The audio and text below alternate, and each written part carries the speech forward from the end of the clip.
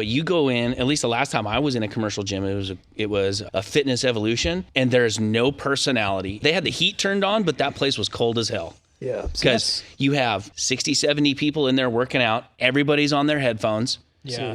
Like and everybody gives you that look. Environment. Yeah, everybody gives you that look like, don't fuck with me. It's like, dude, you're doing leg extensions with 10 fucking pounds. See, give me that look with pump, 300-400 pounds on the squat bar, and I'll leave you alone. Right. But there's no connection. That's weird. It's the thing that I liked about Training Grounds is it was huge, right? But there was a connection because people had that singular mentality of strength.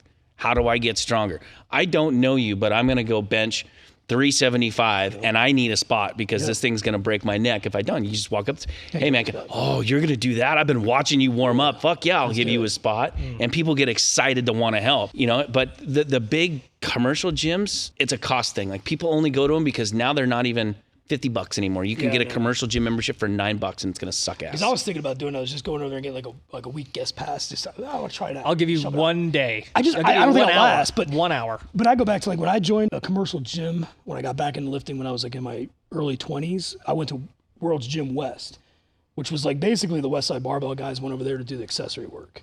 And I remember being in there and like guys like Kenny Patterson and Big Mike Ruggiero, those guys, they would come over they would be like, hey, try this. Hey, do this. Like, do your dumbbell extensions this way. Or, it was like free advice and like people were willing to help. I had another guy who was like, man, you really need to get into a bench shirt. I'm like, I don't even know what that is. No one does that anymore. But it's just like get the fuck off my bar. Yeah, right. Like I'm on my 20-second warm-up set and I'm still at, 40 pounds on the bar or 45 pounds on the bar. It's just like there's no connection. Yeah. At least any of the ones that I've been in, it sucks.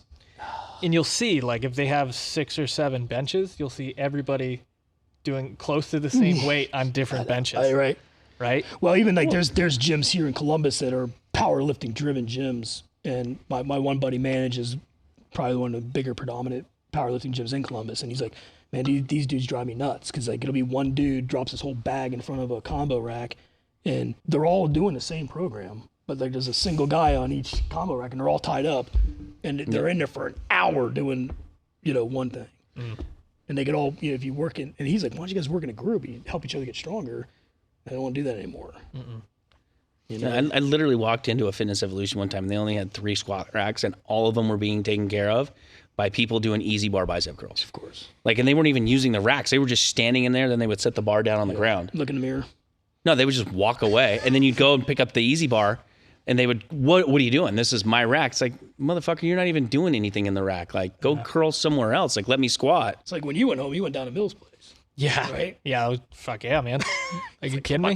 Yeah, no, I drove 2 hours because I was like, no, this is better. Yeah. I'm just going to go there. But I think going back to what the seminars can actually do from like the athlete or lifter perspective is it provides like a beacon of like-minded people showing up to the same place who may not know that the other person is training that same style or they connect well with, right? Kind of like we are the icebreakers for a lot of those people. Yeah. Well, I think the one thing that the LTT seminar did for me is I thought I knew what training at intensity was. And so did the people that I was training with. But when you go to a seminar and all of a sudden, instead of being one of the top 3 lifters in your gym, your max attempt is somebody's second warm-up set. You get introduced to what training and intensity actually is. So those are the type of people that are really going to be coming to these things because they're like, how do I take my training to the next level? Oh, I'm going to go get to train with so-and-so. Like, okay, now I'm going to go see what RPE 9, 10 is really all about. Not only that, but it was actually one of the many benefits of being able to train here is like, I'm never going to impress that guy. Yeah. And it's like it's like relaxing. I'm like, oh, fucking thank God. Like the ego just goes out of the training at home. It was like there was like a strong group of people and he's always trying to be competitive and that's great and everything. But like, it's so nice to walk into a big fucking pond. Yeah. It's just like, oh, I can just fucking train. And he's going to give it to you straight, right? I'll never forget. There was a time it was like a Tuesday night or something. It was after work and it was me, Cole Scott, and my old man are in here benching, right? And he walks over and he looks at me and he goes, you're old. Looks at Cole Scott, he's like, you're in a 20-year slump. And he looks at my dad and he goes, and rigor mortis has already set in on you. I mean, dude, I laughed for like 2 days after that. I couldn't stop laughing. I was like, wow, that was pretty brutal. Yeah. But I don't know. Back to the seminar thing, Sam. I think what we're envisioning is, I think, more of a reward Well, no shit, yeah. for a coach or a school that is willing to, is buying from us and supporting us. And what can we do to give back to that school? You know what I mean?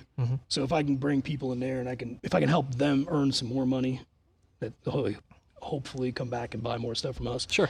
That's kind of what I'm looking to do. And when you get this school, normally all the schools around are calling asking like, hey, where'd you get that stuff? Yeah. You know what I mean? You're seeing that, right? Where'd Mount Baker get that stuff? And How? right. Yeah. How'd you do that? You know what I mean? So I think that's the bigger one is how. yeah. So I mean, and Nate Harvey's found we'll have to do an article on it. He's found there's a grant that pretty much any school can apply for, and schools are knocking them down left and right, getting these grants